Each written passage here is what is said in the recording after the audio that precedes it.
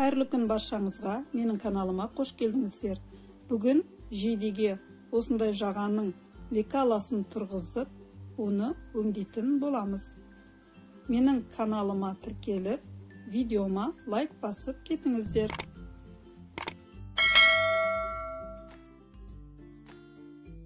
Жейденің жағасын лекаласын тұрғызу үшін бізге екі өлшем керек болады. Дайын болған алдыңғы артқы бойды осылай бетпе-бет екіге бүктеп қоямыз. Біз лекаламызды жарты өлшемге тұрғызатын боламыз. Сантиметрлік лентаның көмегімен мойын ойындысының өлшемін аламыз. Бұл менің жейдемде 20 сантиметр. Осылай тура қойып, дәл өлшемін алу керек. Келесі өлшем, ол бізде алдыңғы бойда түйме орналасатын жерімізді енін екіге бөлеміз. Менде ол 2,4 сантиметр, оның жарты өлшемі 1,2 сантиметр. Лекаланы осы видеода көрсетілгенде тұрғызамыз. Өлшеп алған 20 сантиметрді сызамыз және жейденің стойкасының енін аламыз. Мен оны 3 сантиметр деп алдым. 2 немесе 4 сантиметр аралығында алуға болады. Ортасынан бөліп, нүкте қойып аламыз.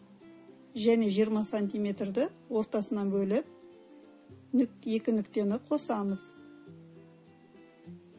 Енді линейканы 90 градуста қойып, стойканың енін аламыз.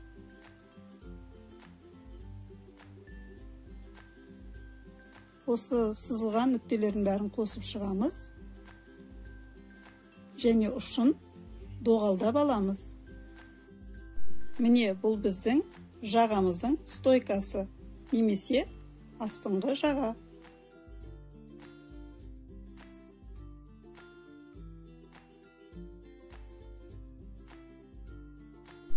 Келесі кезекте үстіңгі жағаны орналастырамыз. 3 сантиметр белгілеп алып, жаңа өлшеген 1,2 миллиметрді осы бұрыштан алып, нүкте белгілейміз.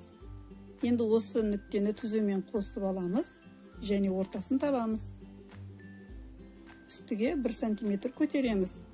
Осы шыққан нүктелерді қосамыз. Енді жағаның енін аламыз. Бұл жерде 5 немесе 7 сантиметрдің ортасында алуға болады. Жағаның ұшын өздеріңізге ұнаған модель бойынша алсаңыздар болады.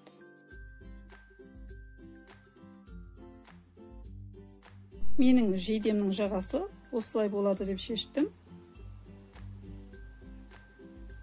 Осы белгілеген нүктелердің бәрін қосып аламыз. Осымен біздің үстіңгі жағамыз дайын болды.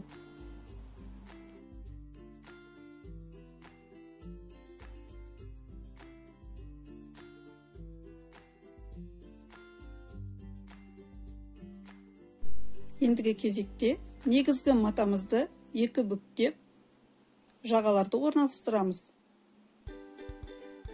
Осылай үстіңгі жағаны орналастырып, тігіске қосымшаға 1 сантиметр қосып шығамыз.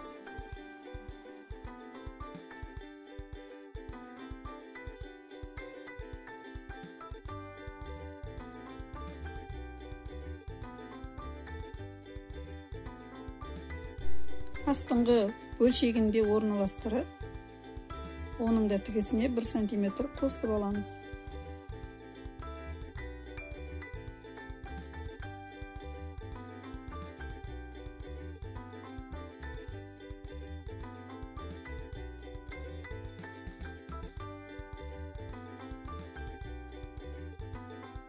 Бұл өлшемдердің бәрі бізде жарты жағаға орналасып тұр. Енді 2 бүктелген матамызды 4-ке бүктеп аламыз. Инемен осылай қадап шығамыз. Біздің жағаларымыз жылжып кетпеу керек.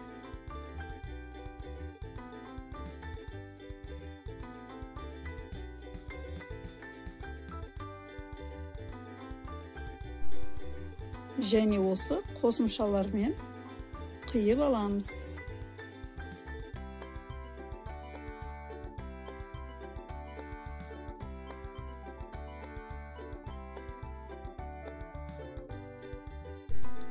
Сіздер де осылай бірден ортасын белгілеп қиып алсаңыздар болады. Үстіңгі жағаның да және астыңғы жағаның ортасын белгілеп алса, қазір жұмыс барысында өзімізге оңай болады. Міне біздің жағамыз дайын. Үстіңгі 2 бөлшек және астыңғы 2 бөлшек. Енді осы астыңғы және бір үстіңгі бөлшектерге дублерин жабыстырып аламыз. Дублеринге лекаланы қойып, қосымша бермей, осы лекала бойынша қиып алу керек. Және ыстық үтіктің көмегімен дублеринімізді бөлшектерімізге жабыстырамыз.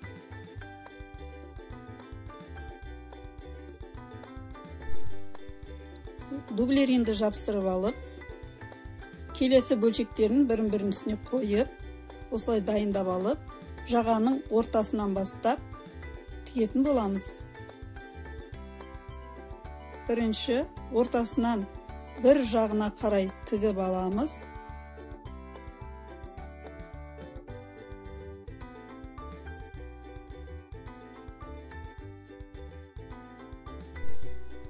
Және екінші жағын ортасынан бастап екінші жағына қарай тігеміз.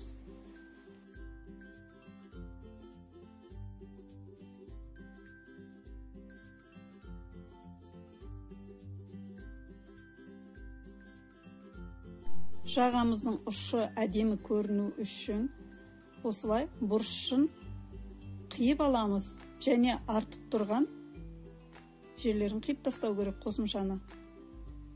Енді жағаны оңға аударамыз.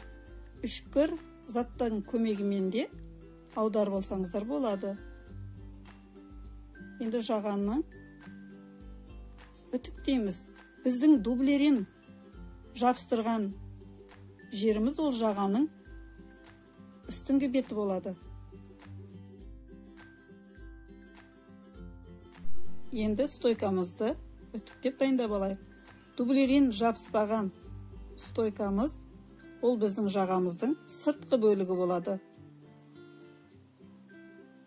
Оны осылай қайтарып, 1 сантиметр қосымшасын қайтарып үтіктеп аламыз да, инемен көктеп тігіп қоямыз. Міне, ол біздің стойкамыз. Енді рет-ретімен орналастыру керек. Осылай 2 стойканы жағаның 2 жағынан қойып, инемен қадап шығамыз. Немесе көктеп, бір-біріне қосып тігіп алсаңыздар болады.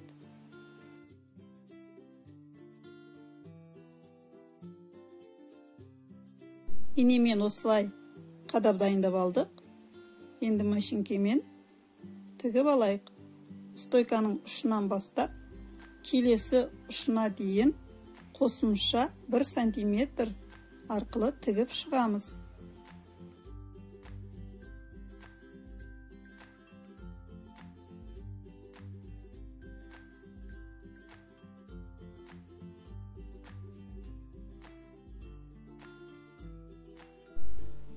Міне, тігіп алған жағаның доғал жерлерін тігіске жеткізбей, осылай қиып алу керек. Біздің доғалымыз жақсы шығып, жейдеге жағаның әдемі қонуына қажет болады. Осылай оң бетіне аударып, жағаның доғал жерімен ұштарын салыстырып, тексеріп аламыз. Енді жағаның стойкасын жатқызып, астына қарай үтіктеп алу керек. Біздің жағамыз осымен дайын болды. Бүгін біз лекаласын тұрғызып, жағаны өңдеуді үйрендік. Алдыңғы келесі видеода жейдені тігіп, және соған жағаны орналасуды көрсететін боламын. Сау болыңыздар.